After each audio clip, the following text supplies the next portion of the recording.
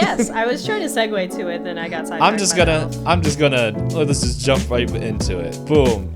Yeah. I'm knocking on the door. Hitting Hello? the switch on the Is anybody train here? tracks. Just, oh, we're going to the left? Nope, to the right. No. Psych. All right. Hey everyone, welcome to another episode of Pointless Discourse with myself, Hoppocalypse, Itisdpayne. It's time to wake up.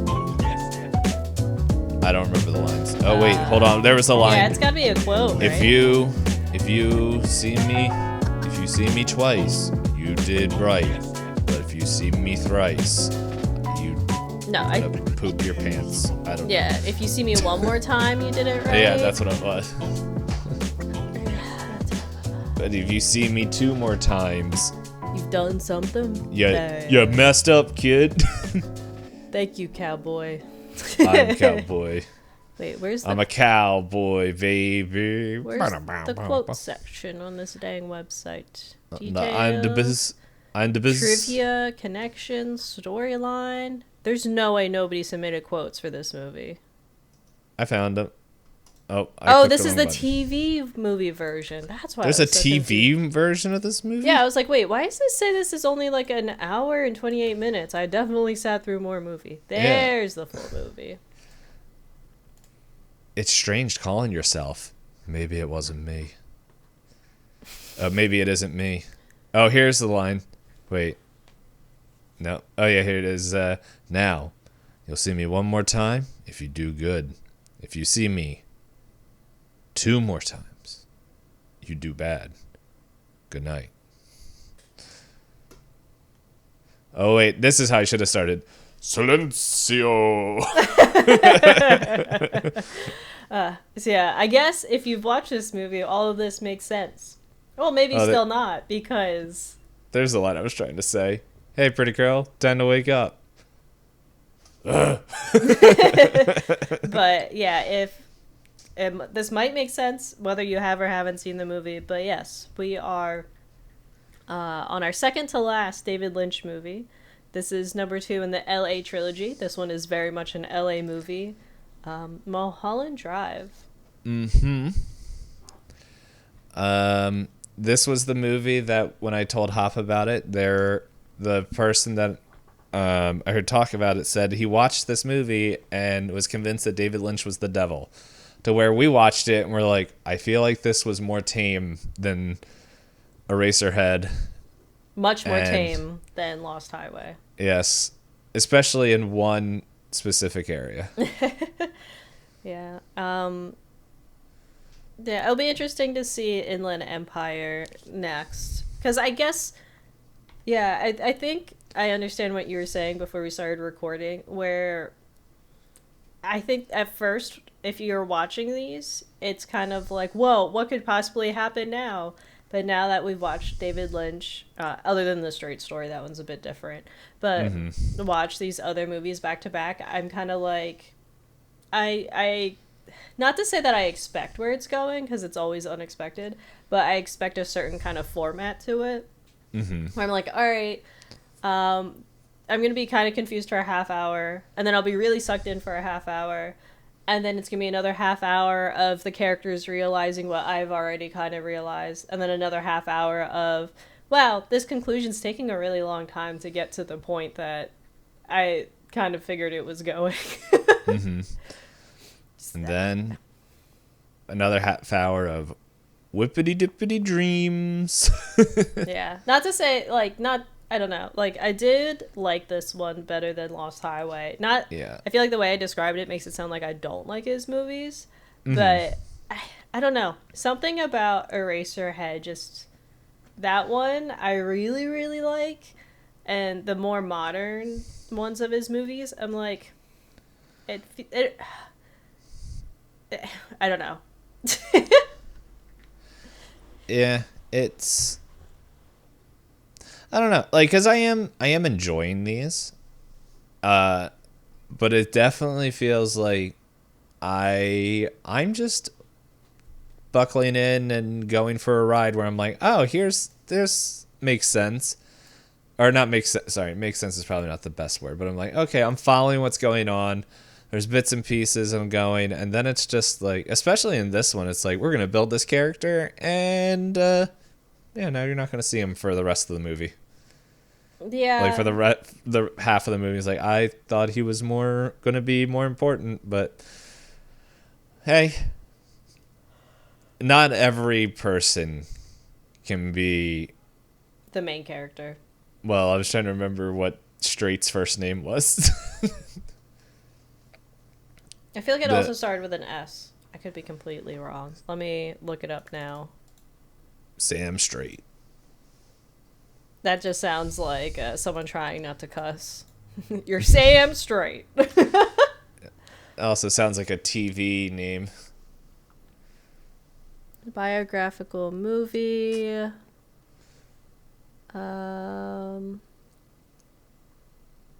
Alvin Straight. Alvin. But yeah, I don't know. It's oh yeah, I'm on the Wikipedia. Mulholland Drive, not to be confused with the 1996 film Mulholland Falls, which is not what you said.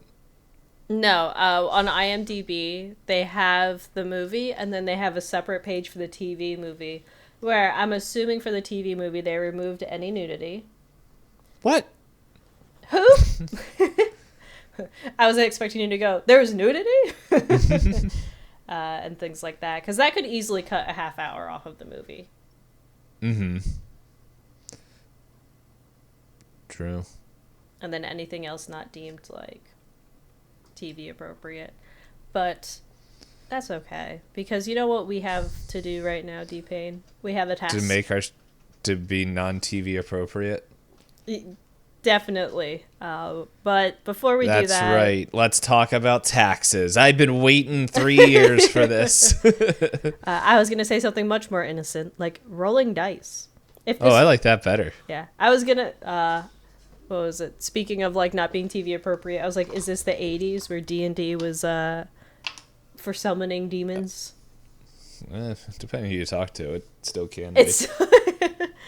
But yeah, for anyone who is your first time joining us, welcome. We're summoning demons. We're summoning demons.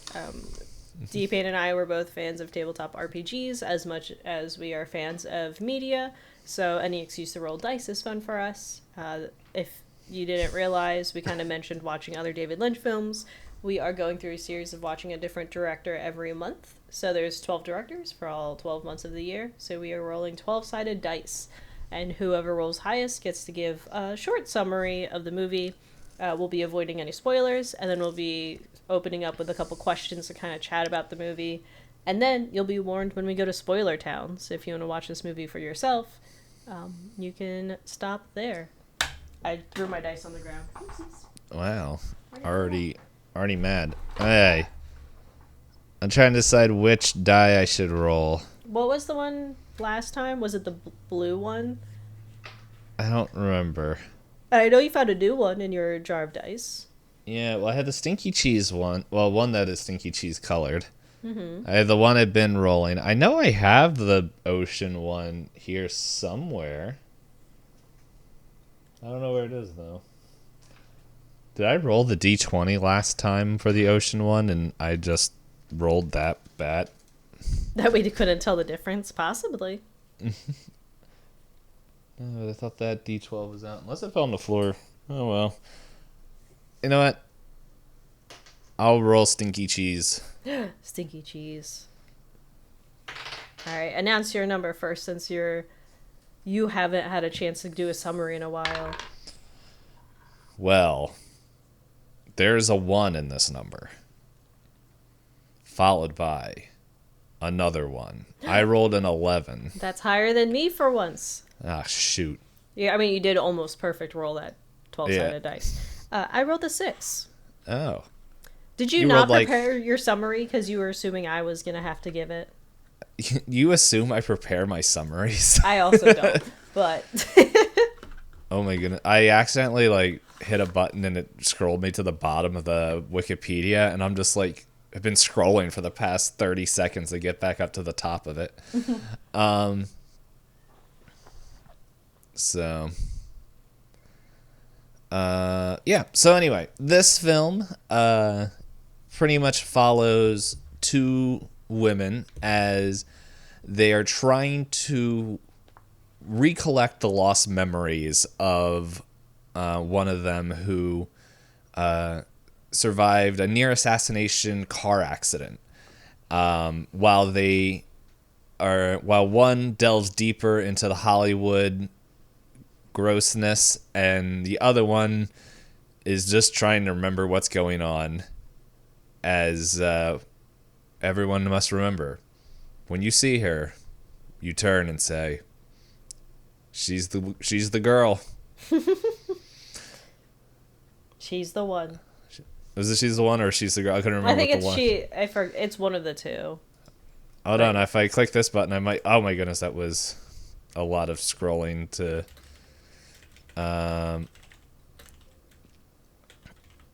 Yeah, I was trying to see the. Oh, this is the girl. This is the girl. So I don't know. I feel like that's a vague but yet still half decent description. I'm a little bit out of practice. You're the expert as of late. How does that sound? You know what? Solid. So in the 38 episodes we've recorded so far, according to our spreadsheet, I've presented 23 of the summaries and you've done 15. So Yep. You're not wrong that I've had more practice. But you know what? This movie's vague enough that it's hard to come up with a summary. But you know what? Wasn't it around this? Wait, no, it was a little bit later. You know what movie I remembered, and then which I feel like also should have been vague but wasn't. I believe it was called The Elf, the terrible Christmas horror movies we watched. Mm-hmm. Yeah, The Elf, and one of us has that screenshot of dancing while chanting whatever. I sent quite a few screenshots of just how I was just like, who okayed this? But I mean, it's. If I type in The Elf, will it? Yeah, that might be tough. Oh, there we go. Hold up.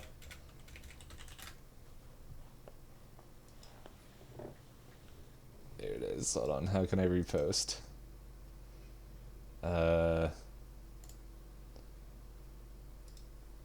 do this.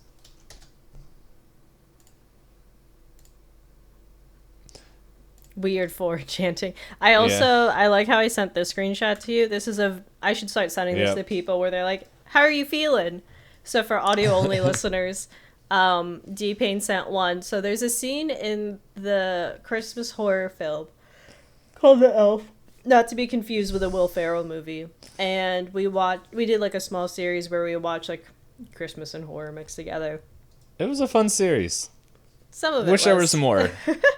But yeah, so in this particular screenshot, there's this like elf clearly like, kind of like forced to stand there like it's a doll. And it's in like heavy snow and the captions only say weird foreign chanting. I don't even remember what was happening in that scene. And then I sent D-Payne back a picture of like the elf doll itself, but it's like hunched over and it looks really pale and like wide-eyed.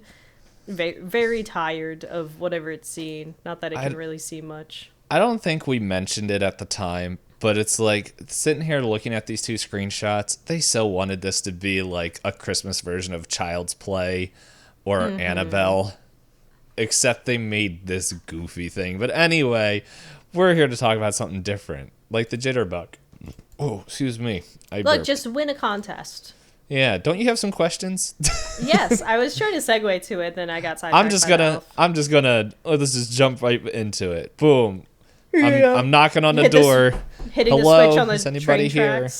Just, oh, we're going to the left? Nope, to the right now. Psych. Right. So There should be an elf too. Anyway. That's the movie that needs a sequel. Couldn't do worse. If this was the only movie you watched by this director, would you watch the rest of their catalog? Oh man, this is like a fresh breath air. Normally I'm asking these questions, and normally in the middle of them I say I'm wrong. I think I would. I enjoyed this one, and yeah, the overall, like I did say to Hop, like, before this, I'm like, I think enjoy I think I like TV Lynch a little bit better than movie Lynch, but I think this movie as a whole, I enjoy the mystery side of it. Until it kind of gets into, and like the whole weirdness I did enjoy. Like I think it was like a touch of, like, it had a little bit of the weird at the beginning, and then it's like, is that ever coming back? And then The whole and then, end. Yeah. yeah, and then the whole end was just like, oh, okay. There it is. But like, yeah, I think it's this movie compared to the other ones. Like I kind of think back a little bit and just like, okay, what did this mean? Because I did read a little bit of stuff. Like, I'm gonna be reading, what did this Lynch movie mean, just to make sure I was at least somewhere on the right track. But no, this one I definitely enjoyed a bunch. Yeah. How about you? I'd say I'm in the same vein. I think I'm just the kind of person that if you're gonna give me something that's in the vein of like mystery, or I think they called it neo-noir in some descriptions of this movie, don't give me the beginning part of the movie. That's not a spoiler. But not the very beginning, but, well, I guess, yeah, the very beginning. Because for me, it's more interesting if I get that later. We're learning at the same time as the character. So that part of the mystery, like, kind of fell flat to me. Because it's like, while there's a lot for me to learn, I already I have an understanding already of, like, where it begins. But overall, yeah, like, when it comes to it, like, I do like this one enough that I think I would be interested in their catalog. In some ways, I feel like this is a more cleaned up version of Lost Highway. Like, I think it plays around with a lot of the same ideas about identity and memory and what you choose to believe is true versus what you imagine to be true. Mm-hmm. So yeah, I think it's enough to interest me. I think I'm still biased in that I really love Eraserhead. That's fine. Eraserhead is really good.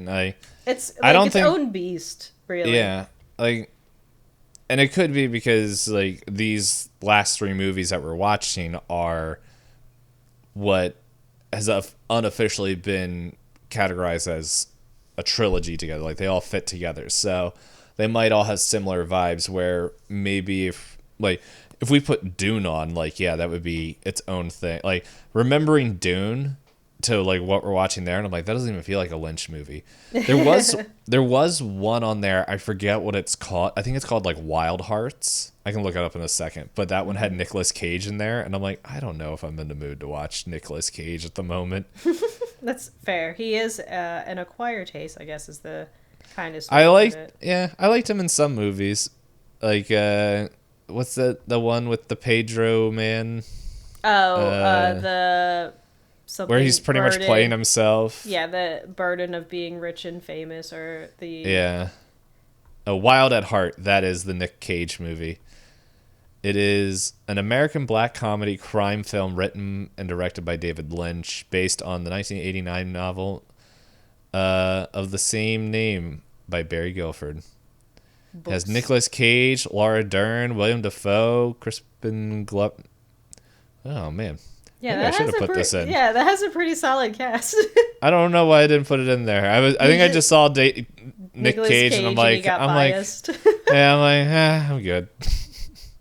That's okay. We'll save it for next year. We'll probably have a prompt for it. We'll find a prompt. Yeah, we'll make it. Watch a Nick Cage. Oh, yeah, let's watch a Nick Cage movie.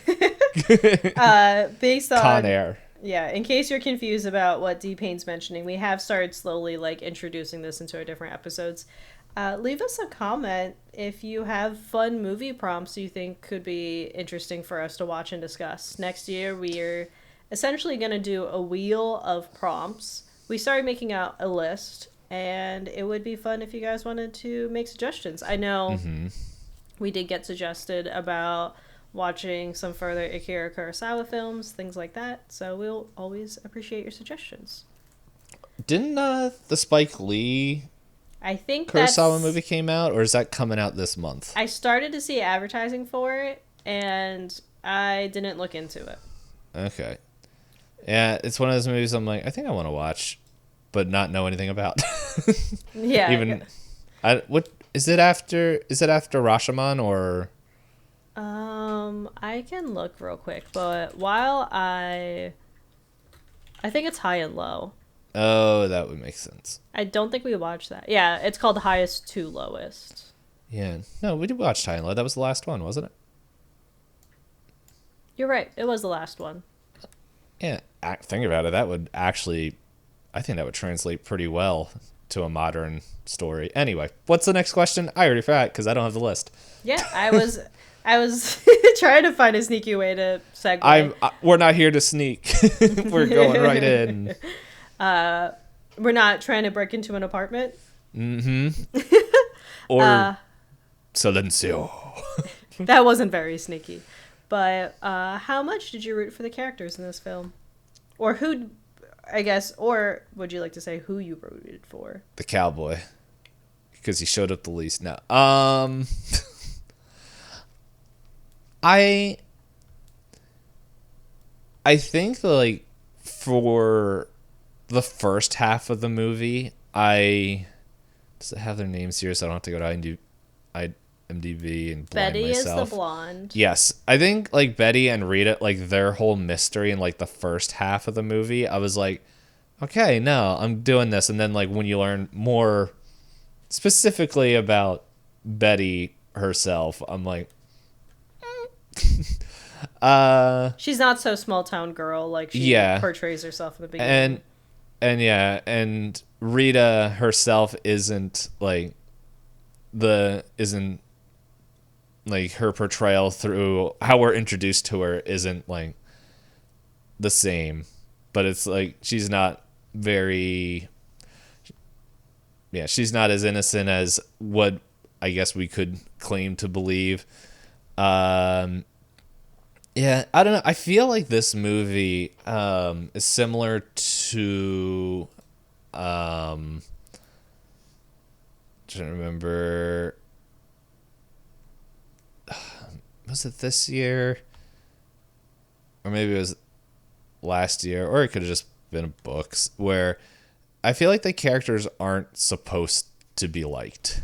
Yeah, I mean, I think that's pretty common amongst the Lynch films where you have these complicated, like...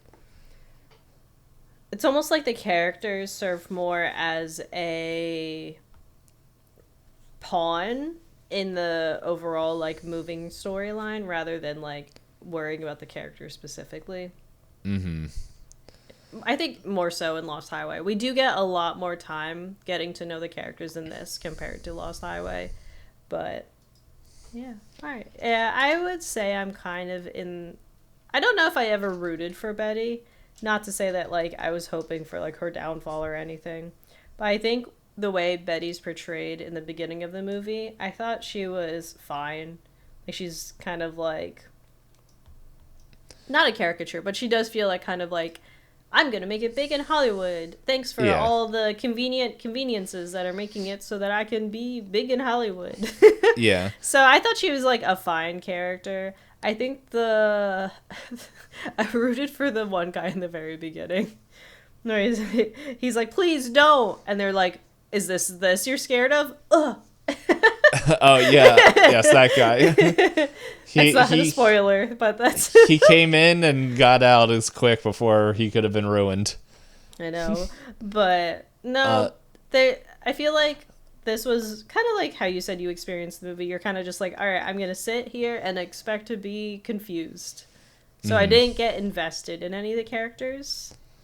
But I think that's just from experience with his movies and not necessarily to say that their characters aren't written well. Yeah. And when I say, like, I guess to clarify rooting for, like, I wasn't really, like, Rita was just, like, a blank slate until you actually learn who she is. And Betty was like, oh, we can do this and all that stuff. And it's like, I don't think I was really rooting for either character. I think I was rooting more to be like, let's learn about this mystery. Let's learn about this and what's going on in LA. So, there's more characters that, like, as I said, that, like, I think I mentioned earlier, there's characters that they introduce that you're like, oh, is this going to be a thing? No. And it's like, is this Lynch just saying Hollywood sucks? Maybe. It feels like it sometimes, yeah. But that's okay, because at this point, he's been making films for quite a few years. At this point, he's not making any films, so. Rest in peace. But I mean, and upon release of Mulholland yeah. Drive. Mm-hmm. Yeah, So and he doesn't really make the Hollywood, at least nowadays, where Hollywood, it feels like they follow an algorithm rather than an artistic choice. But what's the next question? I think even for when this came out, this was like, you can tell it has some influences of like other people being like, but what if you added this? But it still has like, I don't know. It doesn't feel like I think this era was a lot of rom-coms, right? A lot of those like What was this? When Harry Met Sally and 2001. things like that. Yeah, this came out in 2001. I'll look up what the top movies of 2001 was. Yeah. I thought Harry Met Sally was earlier. I thought that was late 90s, but I could be mistaken. It could be. Yeah, anyway. But I feel like those were like the movies that were popular. So he's like, okay, I'll have romance. And it's like, well, this isn't very cute at all. I don't know. It could have been. To some people. Cute is one word. Billy Ray Cyrus is in it. I didn't realize that until I read the credits. I saw him because the reason I recognized him is I had a music teacher growing up and she wanted everyone to learn how to dance to Achy Breaky Heart. So she played the music video a lot. And I was like, you know. And then I found out he was the father of like other celebrities. And I was like, huh, imagine that. Spy Kids came out in 2001? That does not feel that long ago. We are old now. Castaway came out in 2001. Save the Last Dance. I just did the top grossing movies, so it's just like... I guess Castaway was pretty experimental for the movies at the time. Yeah. So this is still kind of an experimental time for movies. The Wedding Planner was not what I thought it was. I thought that was The Wedding Singer or whatever it was. The Mummy Returns. The Mummy movie. Okay, Shrek came out this year. Pearl Harbor. Swordfish. I remember Swordfish. I remember watching that on the TVs. Okay, Lara Croft Tomb Raider. Oh, with Angelina Jolie. Yeah. Oh, the first Fast and the Furious. An era. Wow, there was like a bunch of like half decent movies that came out. I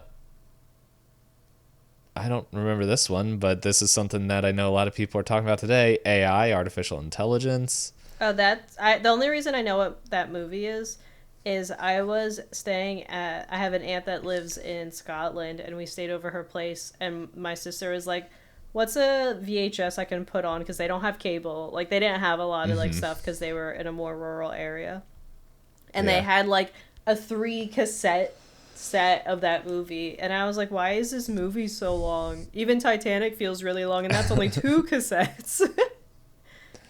Oh, VHS. Yes. The third Jurassic Park came out that year. The remake of Planet of the Apes. Jeepers Creepers came out. Hardball. I remember. Oh, Keanu Reeves as a coach. Monsters Inc. came out. That's a classic. Harry Potter and the Sorcerer's Stone. Ocean's 11.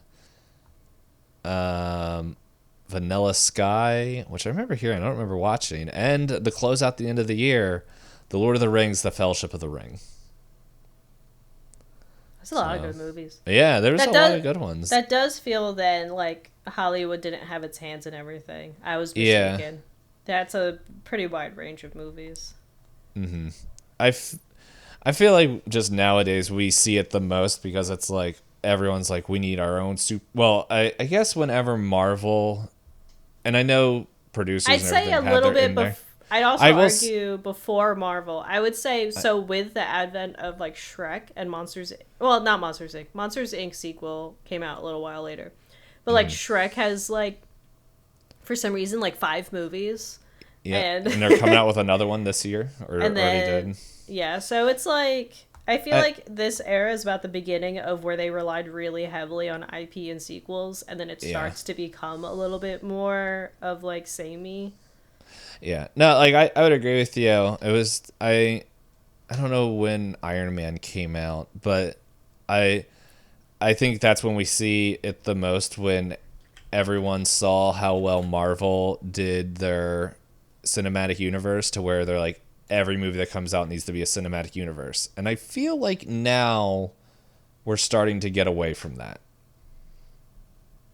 Maybe. But anyway, It that's a depends. completely different conversation. Yeah, it depends if there are people getting paid to create. That's the other reason why we had a really stale movie season, is because there were a lot of ongoing strikes.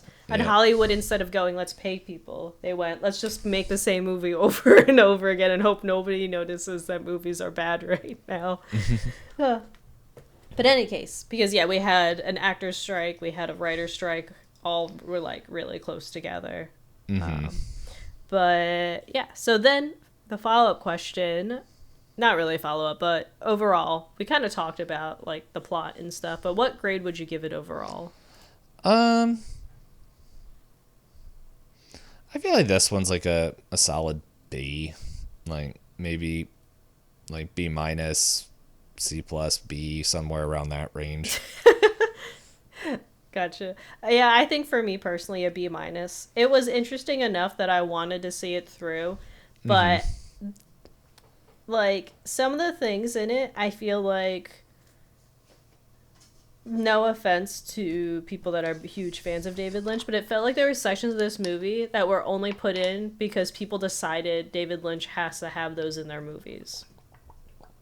Like in the beginning of like some of the more avant-garde scenes where you have some stuff and you're like, wow, this is confusing and interesting.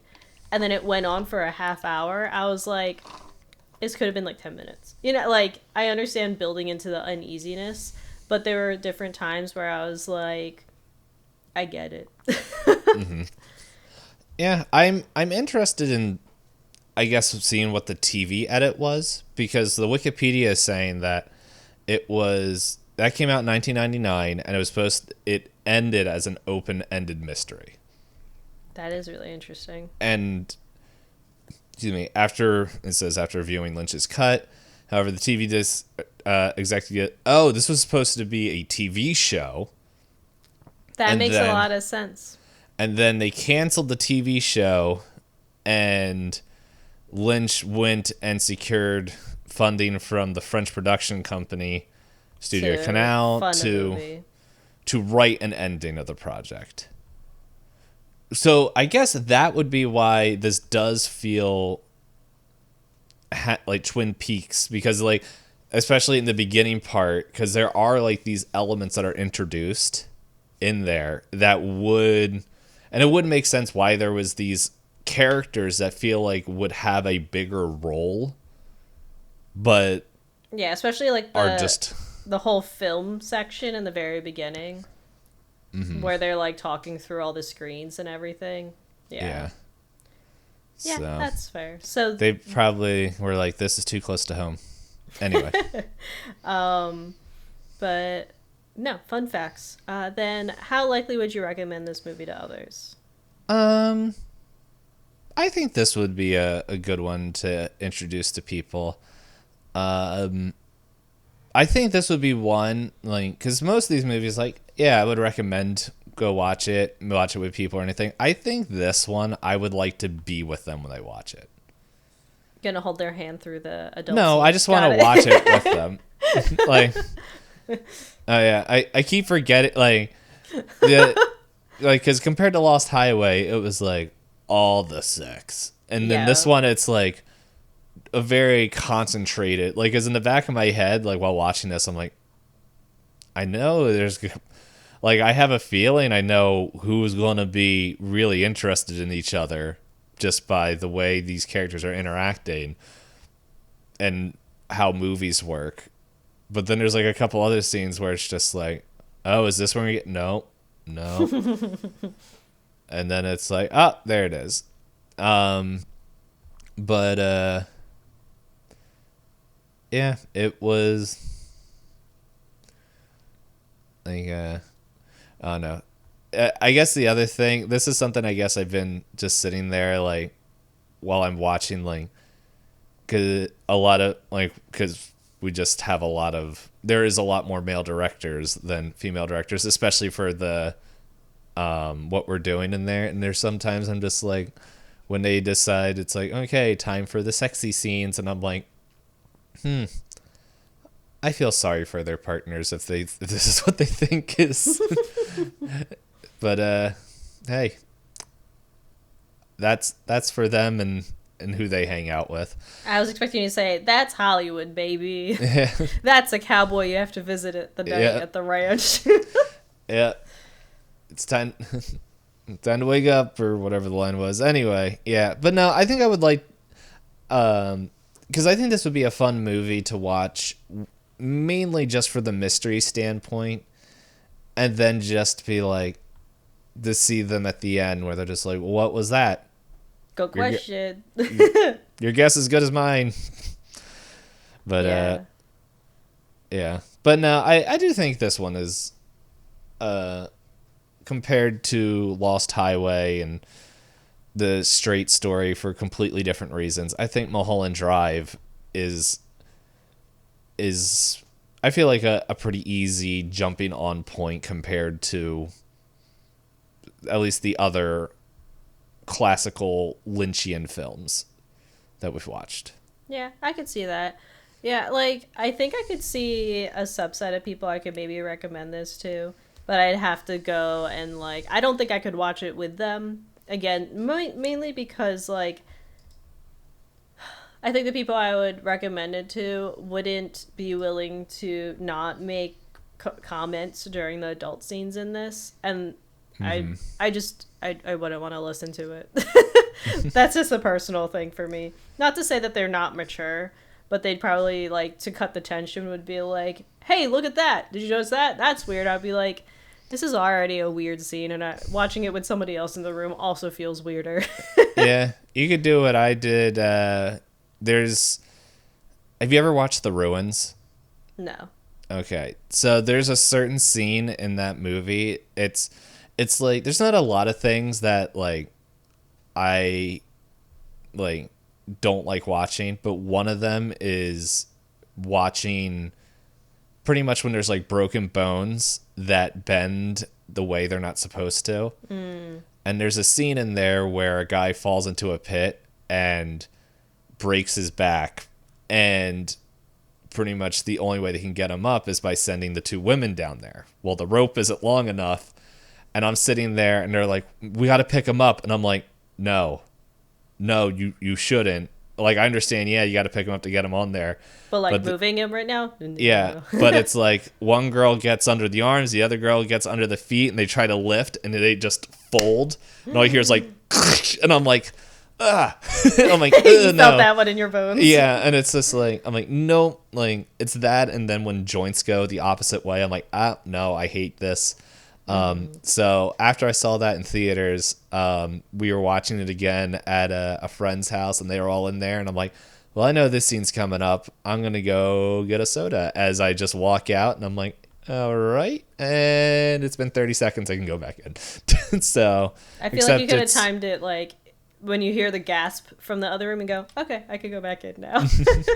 Yeah, except that scene is more than 30 seconds. It's like a full, like, 5 to 10 minutes of just like, do you like what you see? Why don't you love me? Yeah, that's true. Anyway, is that the last question? That is the last question. Oh, wow. You ready for Spoiler Town? Yeah, we're going to go to Timer's Spoiler Town. Oh, wait, first we should let everyone know what our final episode is. For the whole Lynch. podcast. For the whole podcast. I don't know. There's part of me that's like, not that I'm like, oh man, we should end this. But there's like, every once in a while I was like, mainly because of just looking at new jobs and stuff. I'm like, what if we're no longer able to record? And it's like, I wonder what will be the final podcast. It's mainly, not that I'm looking to end the podcast, but it's more like, what if work situation, like life just makes it impossible to record. So I'm just like, I wonder what would be the last one. Anyway, Put it in the comments now. Yeah, no one read too much into that, you turds. I think it'd be really funny if we uploaded an hour-long audio, but it's only the first 5 seconds that are filled in with "Peace out, nerds." Yeah. But it uploads as a full hour. Yeah, and just like every 5 minutes, it's just like we have like Morse code for people to decipher. Yeah. But anyway, that also sounds like a lot of work for me because I would be the one doing that. We are going to be finishing David Lynch with a little movie called Inland Empire. What is it about? I don't know. We'll find out next week. Yeah, but they call it the end of the LA trilogy for him. Yep. So it should be fun. All that I know from it is that there's a blonde in the movie because she's on the cover. Yep. Another blonde lady. Anyway, I never started the timer, so let me. I'm on phone. Work with me. I'm not your phone. Yeah, that would be weird. I was gonna follow up with you can't tell me what to do. I don't tell you what to do. I ask first if you can do it. I was joking if you all you said was work with me. Oh. Very, very director language. Just like this movie, which has a lot to do with a director, kind of. All right, the timer's set up. I'm hitting the start button and toot toot into the station of Mulholland Drive. If you want to watch the movie for yourself and you don't want spoilers, turn around now. Otherwise, we're just going to start yapping. Yep. And I don't even know. This is the hard part with these Lynch films. I don't know where to start sometimes. Yeah. No, I did like the character. I think his name's Dan. He's like, I had a dream. And I was like, why are we eating here? Yeah. And he's just like, I just had to tell you this. And then he just instantly dies. It's like, that sucks. Yeah, we go to the back of the place, and then blah, blah, blah, blah, blah. And he's like, what, this? And he's like, oh! Yeah. And just, oh, he punched my mic. It's okay. I'm sure the audio listeners had fun with me dropping dice and having to fumble with, like, moving my chair around. And then you punch your mic. It makes it all even. Yeah. Well, I feel like the easiest way to start off with Lynch films is, like, what scene, like, what, was there parts that you liked more than the others? All right. So like favorite scenes. There you go. I'll order it in like kind of like I kind of said earlier, where with Lynch you have kind of like subsections of the movie that it kind of not like a formula, but it kind of falls into different buckets. I would say my favorite bucket was probably honestly the very beginning. Mm-hmm. Like I liked everything up until they decided to pursue an adult romance. Not because I didn't think it made sense in the context of the film, but it kind of took me, like, out of place when she started to profess her love to her, and I was like, it's been, like, 3 days. And then they have, like, the whole thing about, like, you know, who is she really? So it's like, I guess I get it. But leading up to that point where they're, like, acting, like, sisterly, they're acting like they're Nancy Drewing their way around everything. Mm-hmm. I thought the reveal of Diane was very interesting. And then the last section of the, like, last bucket of the movie, I was like, okay. I don't know. I really liked the idea of the only other person that knew who she was, like, lost. Like, she could theoretically choose to live whoever she wants to be from now on.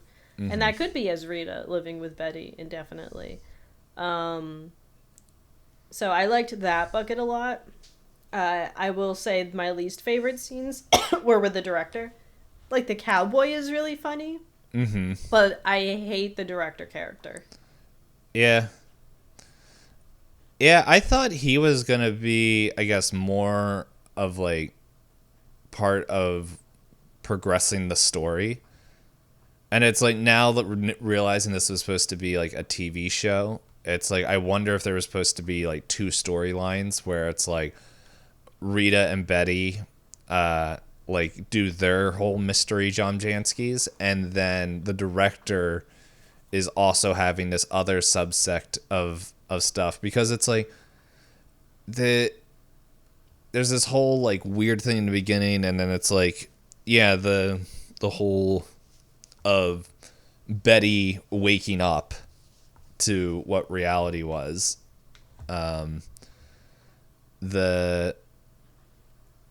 So like that whole side of it, where it was just like, okay, because when after the super uncomfortable audition, that was a lot. I would be completely fine if that was cut out of the TV edit as well. Yeah, because it was just like there, and then it was just like, it was like, oh, I don't know, and then it's just like, I'm a different person, which it's like, yeah, that's kind of what acting is, but it was like, you got here because you won a jitterbug contest. Yeah, she's like, oh, my sweet aunt is letting me borrow her apartment. Tee hee, I've never acted a day before in my life, but I'm pretty and I'm blonde. Mm-hmm. And then they make her like, I mean, that's I know what I tell people. But I know Naomi Watts is a very talented actress. But, yeah, like, for that character to suddenly be, like, full, like, on the gas, 100% best actress, like, by miles. Mm-hmm. And it's like, who is Betty? Which I guess is also the point, but... Yeah. But then, like, after that, like, that's when she meets, I think the director's name is Adam, I think. I can double check for you. Yeah, Adam Kesher. Okay. I should remember, because they did the whole thing. Get out of here. Why'd you ruin my jewelry? Oh, it's completely, like, out of nowhere. Do you remember the ASDF movies from YouTube? Yeah. Do you remember the bit that was like, why is the baby on fire? and she's what? Sort of. So there's one, for anyone unfamiliar, this is like older YouTube humor, where it was like these animated movies of just a bunch, air quote around movies, but it was just like animated skits. And one of them, it's just the husband goes, why is the baby on fire? And the woman just goes, buy me more jewelry. So that's how I imagine the entire scene when we're first introduced to the director's spouse and Billy Ray Cyrus. Cheating. Yeah. I just kept hearing, buy me more jewelry. And I was like, you're the one that cheated on him. I don't know why you're yelling. Well, whatever. Go on. I don't know, that whole interaction cracked me up a little bit, where it's just like, he's like, okay, this is how I'm gonna get my revenge, by pouring paint all over your jewelry. And then she's getting all upset, and Billy Ray Cyrus or Gene's just like, hey man, and it's like, this is your fault, which he's just like, in this dream state, it's just like, no. I know, this the whole bit where he's like, that's not how you talk to a woman, even though like 2 minutes ago he's like, I thought you said you were separated. Yeah. Gotta keep it separated. I lost track of what I was with. Where the director, Adam. Yeah, Adam was like staring at Naomi Watts' character Betty at that point, and it's like, I think they purposely did it. That made like, well, yes, we learned like the blonde there, because like, I remember I'm sitting there and it's just like, oh yeah, we're putting this person on and everything, and I'm like, that name doesn't match. And like, the blonde's up there, and that's when he's like, yeah, this is the girl. And they're like, excellent choice. And he keeps looking back, but it was like the way it was cut, I'm like, man, Betty got put up there really fast, and she knows like everything. And then it like, after like she starts singing, it like cuts back, and it's like, oh, that's somebody completely different. And, that's Camilla. Oh yeah. And so there was that. And so I don't remember why I wanted to say that, but talking about the director's wife interaction, I think my favorite part is when they're like looking for Adam to be like, to go get him, Because Like the banker guy is. Where yeah, he's because like, that's after he like breaks their car and all that stuff, and they yeah. send like the mountain of the man there, and he's just like, Adam Kesher, where is This it? is your house. Where are you? And the And then wife comes. she just like jumps on him and tries to punch him, thinking it'll do anything. Yeah, and he's just like, Adam, are you home? And that's when Billy Ray Cyrus comes out. He's like, hey, you leave her alone. And then it's like tries to punch her and like breaks his hand. And it's just like the whole interaction where he's just like, just throws these humans around. Just like, and that's the only scene he's in. He's just gone. It's like, yeah, it's, I have a feeling like there's so much, like now that I know that this was supposed to be a TV show, it's like, I can see where these characters would keep coming in. Like the whole thing I would like more of is stinking wheelchair man that's like, that's the girl. Like, should we shut it down? The whole director stuff, yeah. Yeah. I was like, that was really cool. That it's just like, okay. There's a guy calling the shots Yeah. that nobody sees. But yeah, no, there's definitely stuff in there that I'm like, yeah, I could see how it was set up to be more TV show-esque. Yeah. I just yeah, knowing that, I would have been more interested about some of like the way that the side characters go. I think it could have been really interesting if instead of like cramming everything onto the like last chunk of the movie, if like you said, first we're following around Betty and Rita and things are as normal, and then for some reason they cross paths with the director, and then it unlocks, that's what unlocks her like remembering other stuff. Yeah. Because then it could be a really like I guess more emotionally impactful rather than just Cowboy going up bees and then everything just playing out like really quickly. I do like the cowboy kind of character a little bit, because that, like, I was reading a couple things and it's like, no, the cowboy, like, we the viewer sees him 3 times, which means this is the bad, like, you did wrong. Because like we get, because like I one of the things was saying that this whole dream state thing is all seen from Betty's slash Diane's viewpoint. Right. And Diane is the one that caused the hit on Camila. Through jealous rage. Yeah. Which, yeah, it's like, okay, yeah, I can follow that. And then it's like the last movie is her like the hobo thing that kills, I think his name's Dan or whatever. No, Dan is a different character. Just the intro person. Yeah. Dream Boy. Oh, it is Dan. Oh, is it? Okay. Yeah, in the quote, there's Herb who's like to Winkies, Oh, and yeah. then Dan's like, yeah, this Winkies. But like that creature that they see, like I heard some people say that's like the destruct, like pretty much Diane's like how she came to Hollywood with all these dreams, and then like how everything kind of broke down is how she's, yeah, pretty much like how everything's like her like moral compass, pretty much like how it's corrupting from the inside. It's like, oh, I could see that. I would like to know who the stinking old people are. So then it was just like did all that, but Look at you doing homework. I have to, so that way I make sure I'm not sound like a complete idiot. Because I'm willing to go in and make my theories, and everyone on the internet be like, but actually, and I'm like, but I can have my theories. Yeah.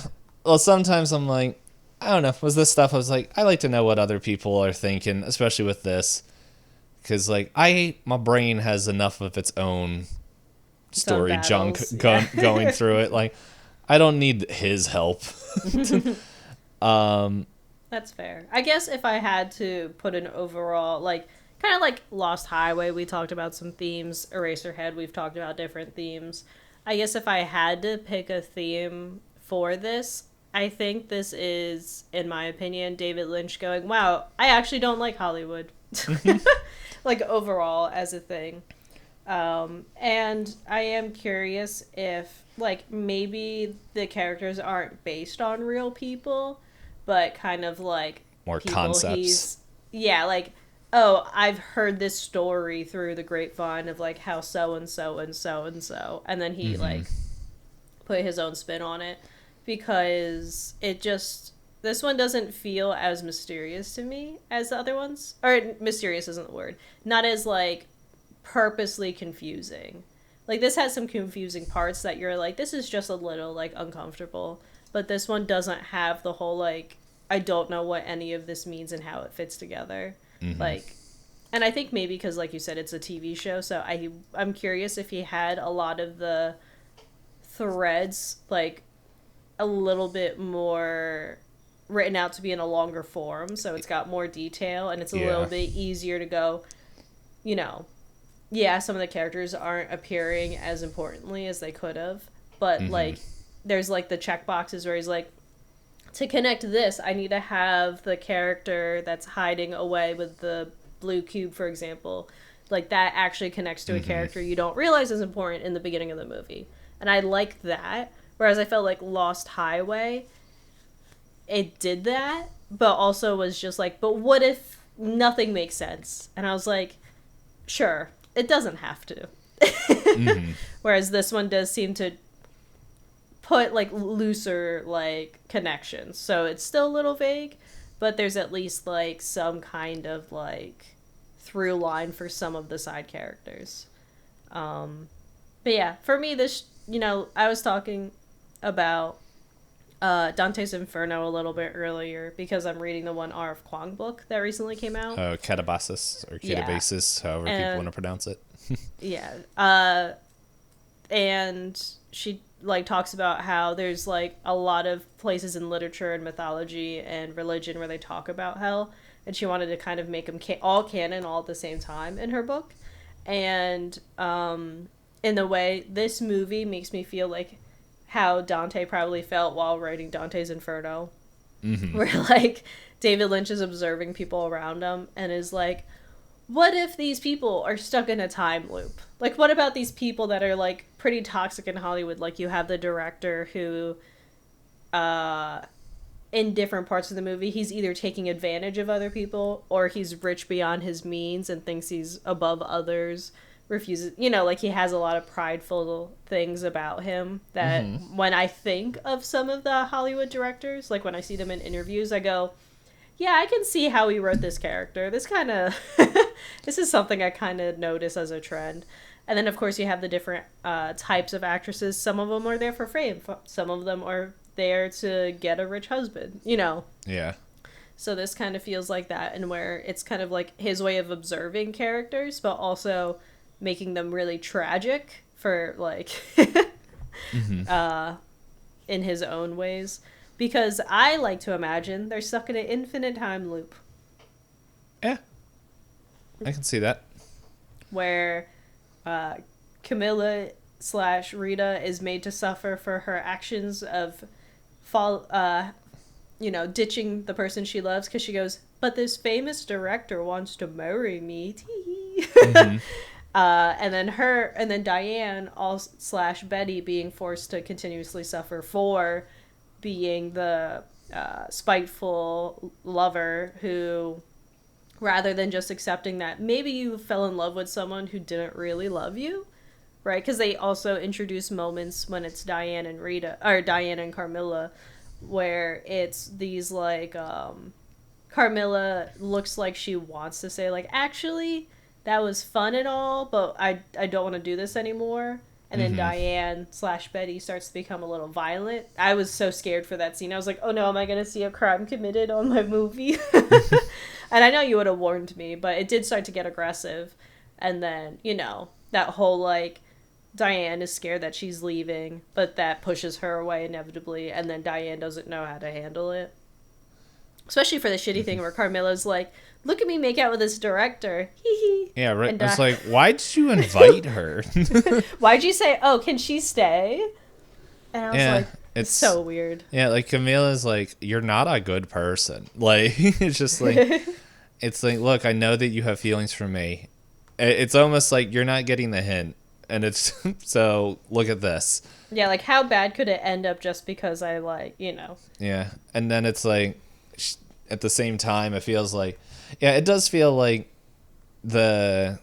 like it's a flipping of the coin where it's just like one side is like what Diane wishes life could have been like, and then it's like the cowboy's like, no, no, no, and then flips it to where it's like, here's reality, and then when you can't take it anymore, that's when the reset happens, like when everyone dies.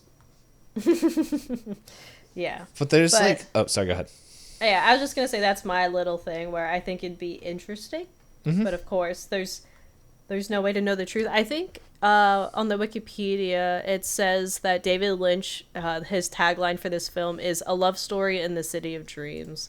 I was like, if you told that to an older woman, she would think that's a Hallmark movie, and she would watch this and go, "Oh dear heavens!" Yeah, they would expect La La Land. Yeah, because like the more I'm thinking about it, like I don't know, I can't get over the fact that this originally was a TV show, because there are literal characters that it's like they felt like there was like the two detectives in the very beginning. They were introduced, and it's like they like it feels like they should have more. That is the only scene I can remember that they're in. Yeah, they follow them around like vaguely, like through other scenes, but they don't interact with them. But my brain, I just assume that he has a thing for detectives for one reason or another, because Lost Highway has detectives. Twin Peaks, like the main character is FBI agent. Well, and an FBI agent and the sheriff, they kind of tag team. Yeah, but like, so I don't know. It would have been interesting. Like, because hearing that that's the case, I think would have been interesting. It's like, okay, we follow Betty and Rita as Betty is trying to help Rita reclaim her memories, while we have those two detectives trying to find Rita, who's missing and doesn't realize who she is or anything. And then it's like, I could see like how he could have both sides work together, and then Adam would be his own kind of, like, we would still have the Hollywood side of it. The other thing is like Mr. Rogue, who's the director calling all the shots behind the glass. Mm-hmm. He is in Twin Peaks, almost in a similar kind of role. Yeah, I thought like I've seen that like set design before. Oh yeah, there's so many things that it's just like, oh, I have to see if I literally, like, after watching like all this, I think it was yesterday, I'll have to see if I can find it again. I saw a TikTok thing that was like, I'm like, oh my goodness, this person. This TikTok is so Lynchian coded, and it's like, it's like, oh my goodness, like just the whole thing. I'll see if I can find it. I'll send it to you. But it's like it's done really well. Like, but yeah, it's. As much as I enjoyed this movie, and I feel like there's a bunch that we haven't talked about, but it's just like, I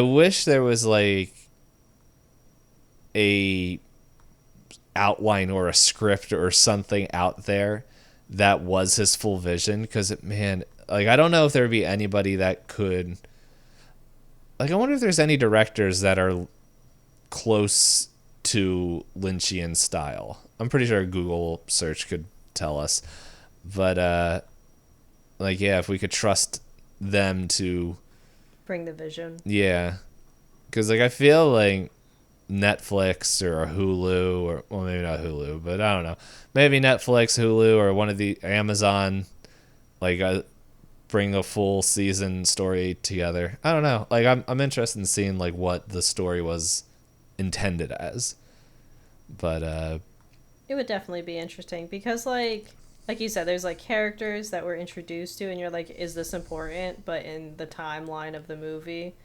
like, there's not enough time to get there. And I think the reason that I'm also like, I would prefer it as a TV show is I was kind of a little disappointed that we didn't get a moment where, quote unquote, small town Betty is supposed to make a difficult decision. Because I Yeah. thought the way this was building, again, could also be just my personal like expectations for a movie.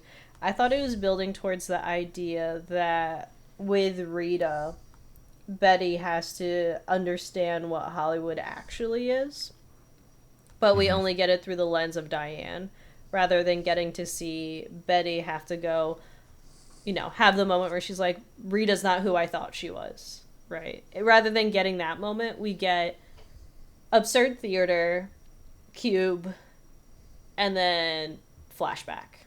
We don't get that moment where we get to see someone like Betty who has taken down all her walls, realize that the person that she's, trusted herself with could have been a bad person. Hmm. Because in the beginning, I was like, oh, she has a lot of money. Is she doing nefarious deals? Because, sometimes as an actress, it's hard to, like, make money. Sometimes you have to, like, go through other options, like, I don't know, the way that the initial hit felt and the way that she had that much cash in her purse, I was like, does she deal drugs? Is it drugs? That's nice to know. I was saying, was like, is she a prostitute? I guess there is that little implication in the beginning where you have, again, these two guys who have like this really long scene, the newspaper guy and the assassin guy. And the assassin guy is only like in the flashback for like a little bit. But he asks the other blonde where he's like, have you seen a brunette on the streets? Which I guess would imply that. But how how funny was it that the guy had to wrestle through like four deaths to even make it out of the room for him to not matter in the rest of the movie? Yeah. That was such a long scene where I was like, this has to come up again. Yeah. It was fun. Especially with you, like you said, we had detectives that are like investigating what's going on. Which I feel like that would have gone with the whatever it was. I know the one theory that I read, like it's like the reason that's so comical is because like Diane, like we're viewing this from her perspective, and it's her like, oh, I called a hit on my lover best friend. Let me make this like at least leading up to it a comedy so I don't feel as bad, which I'm like, it feels like a stretch. But I will say, I was just scrolling through Wikipedia here, and there's something else which now I want to go look at Inland Empire to see if there's something similar. But before I get to that, I couldn't find a good way to make a screenshot to send you to this, but other theories for this is that Betty, Rita, Diane, and Camilla may exist in parallel universes that are sometime interconnect. Which I'm like, okay, I could see that. Yeah. But then another theory is that the narrative is a Mobius strip. Suggested that the entire film takes place in a dream, yet the identity of the dreamer is unknown. Repeated reference to beds, bedrooms, and sleeping in represents the influence of dreams. Rita falls asleep several times in between these episodes, disconnected, and it goes on from there. So not quite what I said, but a similar vein of like it is a loop that Yeah. they can't get out of. Well, I didn't. It kind of goes more into, and I'm like that. It keeps going. I'm not going to read the whole thing. Yeah. No, I think my viewing. I think I like the parallel universes where they interconnect. But I also like via the cube. The cube, dream, whatever's going on. But I also like, I don't know. That's kind of, I enjoy mumbo jumbo like that. But let's see how much time is left. Because if there's not a ton, I'm just gonna pause the timer so it doesn't go off. We got like 3 minutes, so I'm just gonna end the timer there. Because there was something here that now I kind of want to watch this movie again, because in the Wikipedia here, it says contained within the original DVD release is a card titled David Lynch's 10 Clues to Unlocking This Thriller. And the clues are, 1, pay attention to the beginning of the film. At least 2 clues are revealed before the credits. And then the second clue is notice the appearance of the red lampshades. Number 3, can you hear the title of the film that Adam Kesher's auditioning, the actresses for? Is it mentioned again? The accident is a terrible event. Notice the location of the accident. Who gives a key and why? Notice the robe, the ashtray, the coffee cup. What is felt, realized, and gathered at Club Silencio? Did talent help Camila? Note the occurrences surrounding the man behind Winkies. And where is Aunt Ruth? And I'm like, oh. I feel like that would give a different feel. Yeah, watching this, like, trying to figure out those things.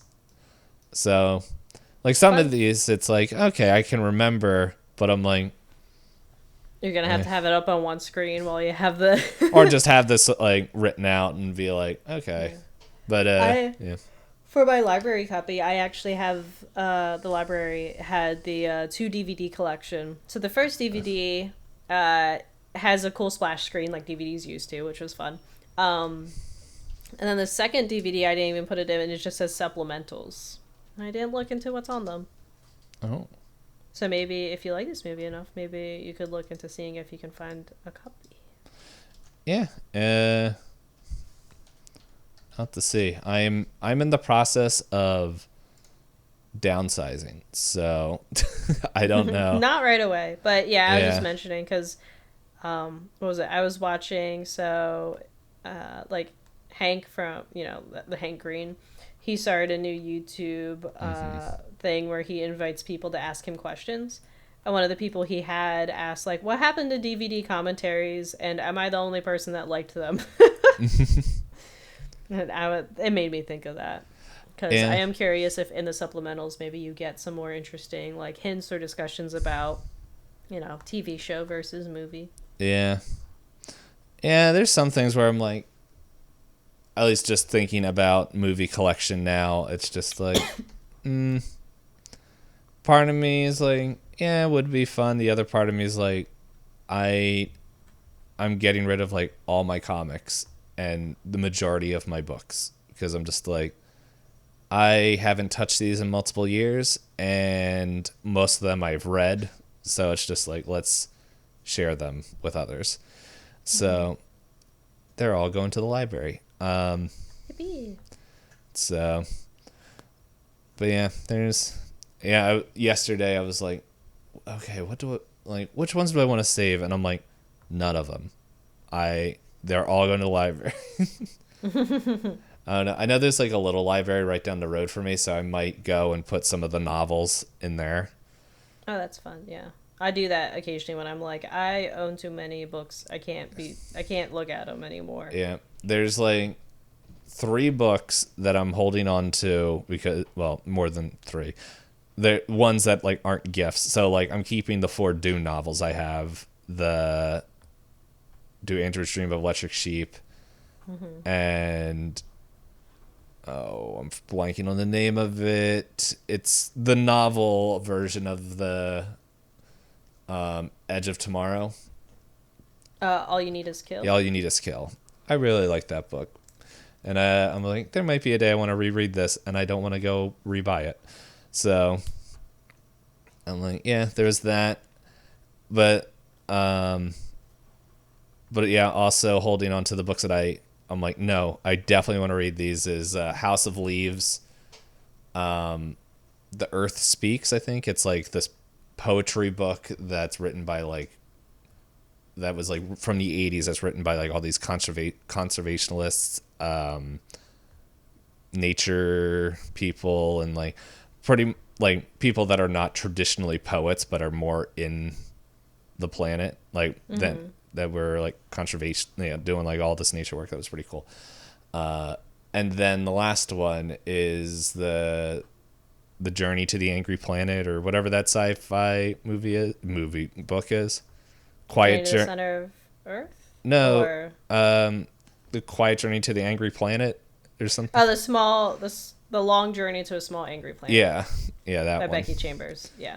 Yes. So I was like, I have that. That's on my list to read. It's just, I haven't got around to it. So I'm just like, yeah, not ready to get rid of that. But the rest is just like, okay. But that's a completely different thing. But yeah, I don't know. Is there anything else that we want to mention about Mulholland Drive? I would say I give this one thumb up from me. Like, I would say, like, it's worth giving it a watch, and it's interesting to think about, but so far, I'm still an Eraserhead person. Yeah, I think, like, for me right now, Eraserhead is like 1A or probably one Mulholland Drive 2. Yeah, yeah. Yeah, I'm just scrolling through. I feel like this one has more fun quotes that I can't remember. It's got a lot of, like, this one definitely leans into its, like, absurd humor a little bit more, which is fun, which is kind of, like, where I land. It's like, I was talking about, like, styles of humor with Strider, and it was like, I don't know how to explain to people that I like black humor, because it's not an easy humor to explain. And he was like, no, I understand. I know exactly your type of humor, and it's not for everybody. I was like, yeah, I felt bad when T-Pain told his friends that The Lobster was a rom-com. Which, like, I think that's the funniest like, one of the funniest movies I've seen in a long Oh, time. I think it's great too, but it's like at the same Oops. time, it's like, I don't You know. saw comedies and you're like, oh, it's about love, and there's a comedy in the description. It must be a rom-com, and your Hey, poor psychiatrist friend. yeah, it was fun. They haven't come back on the show, but they still talk to me. But Okay. I don't know. It's whenever I invite anyone to the show, normally it's like we give them, to be fair, like we for that was the A24 series, and we gave them, like, here's all the ones that fell into the schedule for that we were going to do for that had That time guests, period, yeah. and that's what they chose. So it's like, I don't feel bad. It also was But fun just saying, like, yes, this was a romantic comedy. Like, no, it's not. I was like, I don't know. That's what they all said. but yeah, like, I think Mulholland Drive has a lot more moments for that kind of humor to really work. Like, I also think Eraserhead is funny, but in the way that you're like, I shouldn't laugh at this. I'm just so uncomfortable with what's on the screen that I kind of have to giggle. Whereas Mulholland Drive, you're like, huh, that was weird. Yeah. Lost Highway, I never laughed. I went, is it over? They're naked again. But yeah, so no, I'd say, like, this one's still a pretty solid watch. How about you? How many thumbs from you? I definitely give it a 1. I don't know if I give it a 2. Definitely not a 3 because I only have 2 thumbs to my knowledge. You got big toes. How do you know? Who told you? But no, yeah, I would definitely give us a thumbs up, and worth checking out. And it's like, hey, if you like this, dip your toes in the other ones. Yeah, it's I don't know. I feel like, yeah, Inland Empire's next week, and so I think depending on how the watch of Inland Empire goes, I might go watch, if I can find the time, Blue Velvet. I think that's the one everyone says Yeah. is his movie. I know after we had talked about this, somebody was like, oh, what happens in the movie? That D-Pain was just like, it's better not to make this, like, required watching. And I saw a Reddit post, they were like, yeah, I've watched some Lynch films, and I thought it would be a good idea to convince my parents to try watching them with me, and uh-oh. Yeah, there was just, from what I read, and that was like almost a month and a half ago, so I don't really remember, but it was just like a lot of stuff that it's just like, yeah. So we're good. Yeah, if you're mentally prepared for it, sure, but Yeah, it was just like, like, at least the way the website was painting it, I'm like, that doesn't seem great. But we're at the end of our time, so yeah, next week, Inland Empire, and yeah, we will be finishing our David Lynch. So join us next week to hear that and what movie or what director we're watching next for October. So I had to remember what what month we were on. I know. Time doesn't feel real, and that's okay. Yeah, because we're watching Lynch films. The timelines, they're all mixed up. Yep, big loopy whoopies. Anyway, thank you everyone, and until next time, toodles.